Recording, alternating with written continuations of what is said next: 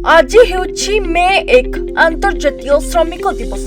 एही अवसर में गुणपुर बालिका विद्यालय ठारू एक शोभायात्रा बाहरी गुणपुर पुराना बसस्टाण्ड दे बाईपास छक नागभूषण पट्टनायक मोटर कर्मचारी संघर सभापति फसीभूषण पट्टनायक और त्रिपति गमांग पुष्प माल्यार्पण करने पर उक्त स्थानर नुआ बसस्टाण्ड ठारे पताका उत्तोलन कराଯାଇଛି।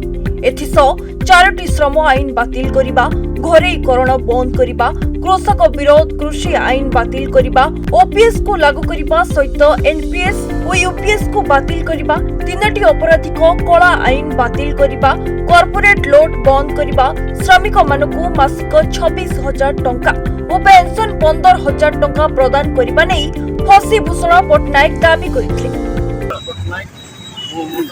कर्मचारी सभापति संगे संगे राजमिस्त्री संघर भी सभापति अच्छे।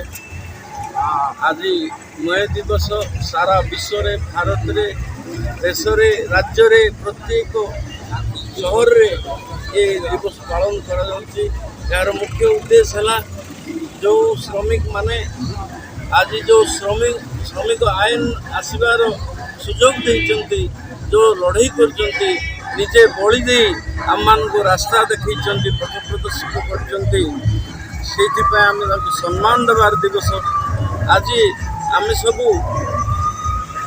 शपथ नेबार दिवस भी अच्छी जे आगामी दिन में आमर न्याय दाबी आमर श्रमिक मानकर शक्तिर फल समय निर्धारण प्रत्येक विषय आगामी दिन में आम लड़ाई भी करूँ, राजरास्ता को जीवु, आमर न्याय आम सफलता हासिल कर आशा करुँ।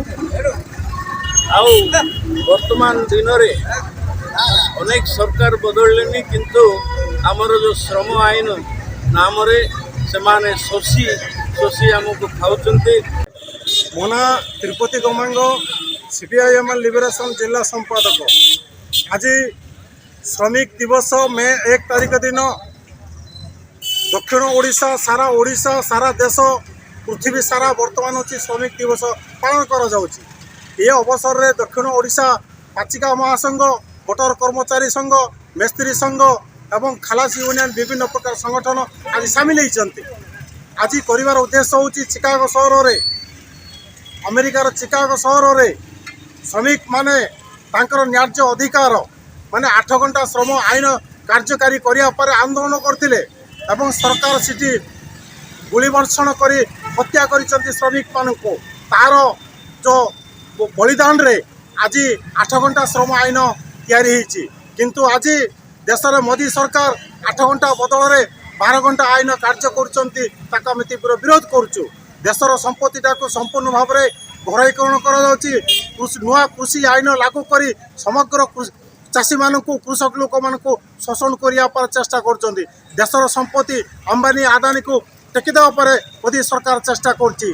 तेणु ए जो श्रम आईन जदि पूरा परिवर्तन करिवो नाही एवं ताले निश्चित भाव में होछि तीव्र आंदोलन होबो एवं चलित मास 20 तारिख दिन धर्मघट भारत बंद डाकर देवा पर निष्पत्ति करा जायछि। पाचिकार काम आम दीर्घ वर्ष काम कर आमको मासको 26,000 पैसा दरमा दि जाऊ। जदि दरमा दिज्व ना आम ए मास 20 आम भारत बंद करिया बोलिकी आलोचना कर। गुणपुर जगत परिछंग रिपोर्ट न्यूज 95 ओडिया।